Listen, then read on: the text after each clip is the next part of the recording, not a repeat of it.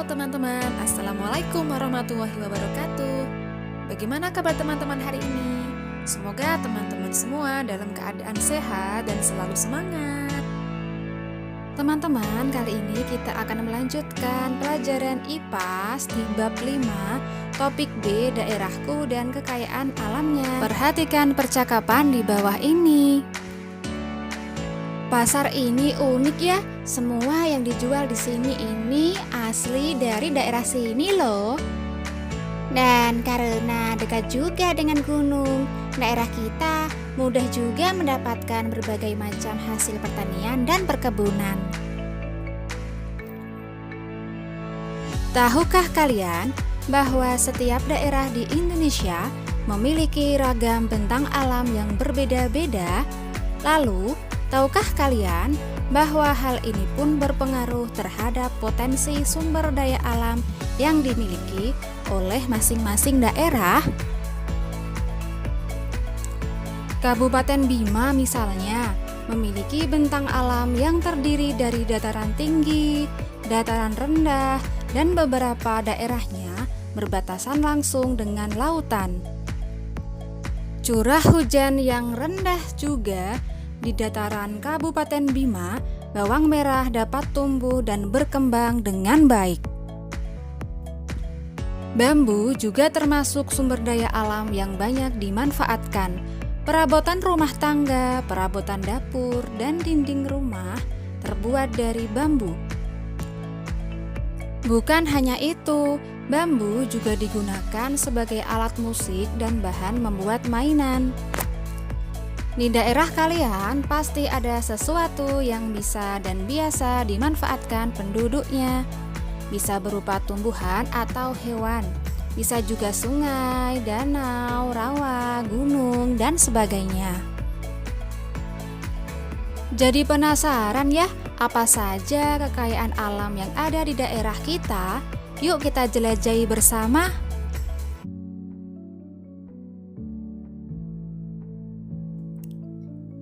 Coba perhatikan materi berikut ini. Perbedaan karakteristik ruang di setiap wilayah sangat mempengaruhi kegiatan ekonomi, sosial, budaya, dan pola hidup masyarakat. Misal, karakteristik ruang daerah pegunungan yang permukaan berbukit-bukit tidak rata, tetapi tanahnya subur sangat cocok dimanfaatkan sebagai lahan pertanian. Berikut adalah beberapa pengaruh kenampakan alam terhadap potensi kekayaan alam suatu daerah.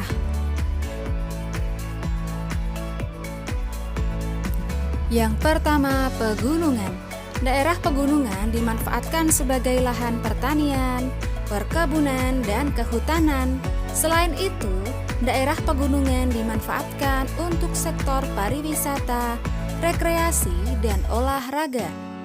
Pemanfaatan daerah pegunungan untuk perekonomian dan usaha meningkatkan kesejahteraan masyarakat. Misalnya, Pegunungan Dieng di Jawa Tengah digunakan oleh masyarakat sebagai lahan pertanian kentang. Puncak Bogor di Jawa Barat untuk lahan perkebunan teh.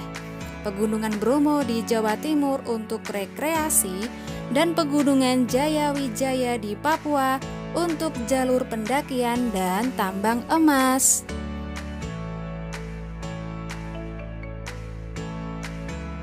Yang kedua, dataran rendah. Dataran rendah dimanfaatkan masyarakat untuk lahan pertanian, peternakan, perikanan, perkebunan, perkantoran, industri, perdagangan, dan lain-lain. Pemanfaatan dataran rendah untuk aktivitas perekonomian misalnya Karawang, Jawa Barat sebagai pusat industri, Jakarta untuk pusat perkantoran dan perdagangan, Semarang di Jawa Tengah untuk perikanan atau tambak, dan Provinsi Riau, Jambi, Sumatera Selatan atau di Pulau Sumatera ini untuk perkebunan kelapa sawit.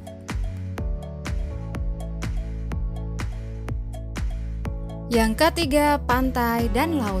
Pantai dan laut dimanfaatkan sebagai tempat pariwisata, perikanan, perdagangan, transportasi, olahraga, industri, dan lain-lain.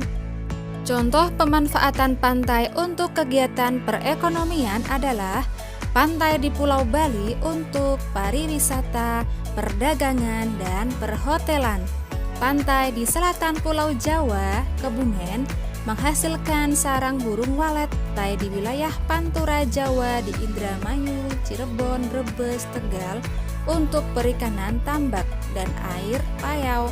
Contoh pemanfaatan wilayah laut misalnya Selat Bali sebagai jalur transportasi masyarakat dari Pulau Jawa ke Pulau Bali, laut di Kabupaten Natuna atau di Kepulauan Riau untuk pertambangan minyak bumi dan lain-lain.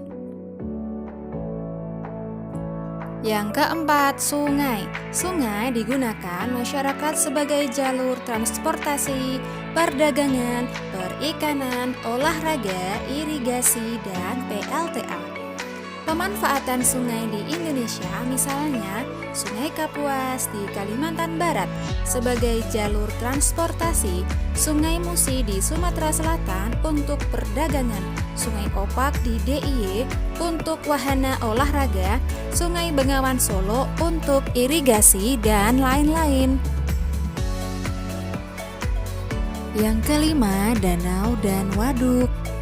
Danau dan waduk dimanfaatkan untuk perikanan, pariwisata, olahraga, irigasi, PLTA. Pemanfaatan danau dan waduk di Indonesia antara lain Danau Toba di Sumatera Utara untuk pariwisata dan irigasi, Waduk Jatiluhur di Jawa Barat untuk PLTA, Waduk Gajah Mungkur di Jawa Tengah untuk sarana irigasi.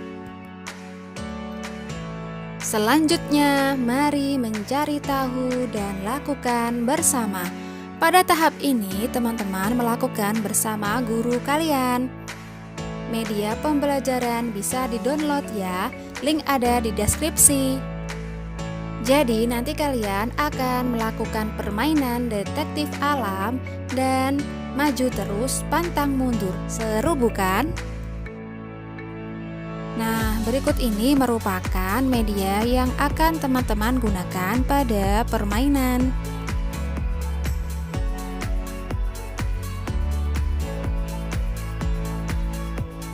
Sekarang mari refleksikan. 1. Menurut kalian, apa kekayaan daerah kalian yang paling penting? Mengapa? Jawabannya bervariasi ya, tergantung pada kekayaan daerah masing-masing.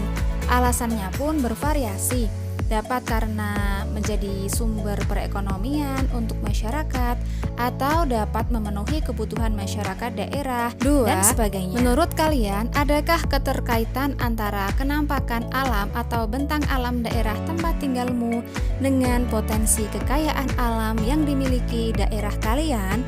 Coba ceritakan dengan singkat. Jawabannya ada, dan ceritanya juga akan bervariasi, namun intinya adalah bentang alam sangat berkaitan erat dengan ketersediaan kekayaan alam yang ada di sana. Nomor 3, apa saja yang sudah dilakukan masyarakat daerah kalian untuk memanfaatkan kekayaan alam di daerah tempat tinggal kalian? Jawabannya juga bervariasi ya, tergantung tempat daerah kalian tinggal. Misalnya saja di daerah dataran rendah, masyarakat menggunakan lahannya untuk membuat persawahan, lalu ditanami padi atau jagung sehingga dapat menghasilkan sumber daya alam berupa padi atau jagung. Nomor 4, menurut kalian seberapa penting mengelola kekayaan alam dengan bijak? Mengapa? Jawabannya sangat penting, supaya kekayaan alam dapat termanfaatkan dengan baik, tetap terjaga ketersediaannya dan juga kualitasnya. Nomor 5, apakah menurut kalian masyarakat di daerah tempat tinggalmu sudah bijak dalam mengelola kekayaan alamnya dengan baik? Jawabannya bervariasi ya teman-teman, tergantung dengan lingkungan yang ada di daerah kalian. Nomor 6, menurut kalian apa hal yang dapat diupayakan untuk menjaga kelestarian kekayaan alam yang dimiliki daerahmu hingga dapat terus dinikmati oleh generasi berikutnya?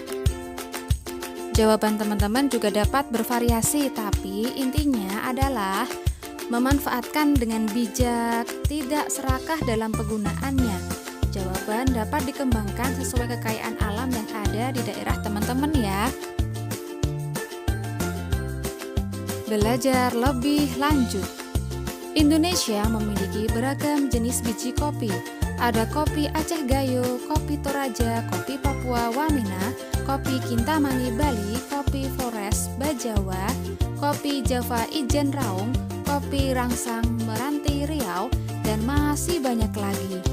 Hal yang paling luar biasa, kopi dari Aceh hingga Papua memiliki karakteristik dan cita rasa yang berbeda-beda. Wah, bagaimana bisa ya? Ternyata hal ini dipengaruhi dari tanah serta ketinggian tempat kopi tersebut. Tidak hanya tumbuhan, ternyata beberapa hewan pun memiliki lingkungan-lingkungan tertentu untuk tumbuh dan berkembang biak. Itu sebabnya di beberapa daerah kita mudah menemukan ikan mas, tetapi di daerah lainnya kita hanya menemukan ikan bandeng. Lalu, bagaimana suatu daerah tetap menyediakan produk-produk yang tak tersedia dari kekayaan alam daerahnya? Kita dapat mendatangkan yang kita butuhkan dari daerah lain loh. Begitupun sebaliknya, bahkan kita juga dapat mendatangkan dari luar negara Indonesia. Begitu juga sebaliknya.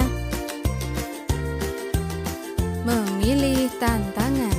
Oleh-oleh khas daerah pastinya memanfaatkan sumber daya alam daerah tersebut. Yuk cermati lebih dalam oleh-oleh khas daerah kalian. 1. Tentukan oleh-oleh khas yang ingin kalian cari tahu. 2. Carilah informasi seperti A. Bahan apa saja yang terkandung dalam produk tersebut. B. Bahan yang berasal dari kekayaan alam daerah kalian. C. Bahan apakah yang didatangkan dari daerah lainnya. D. Cara pengolahan bahan-bahan sampai menjadi produk. 3. Kalian dapat mencari tahu melalui buku, internet, atau wawancara. Yang keempat atau yang terakhir, presentasikan hasil tantangan kalian kepada teman dan guru kalian. Apa yang sudah aku pelajari? Ada 3 poin yang sudah kita pelajari. Yang pertama, potensi kekayaan alam. Di sebuah daerah bergantung pada bentang alamnya. 2. Suatu daerah dapat mendatangkan kekayaan alam dari daerah lain untuk memenuhi kebutuhan daerahnya. 3. Pengelolaan kekayaan alam yang bijak dapat membantu mempertahankan keberadaannya hingga generasi berikutnya.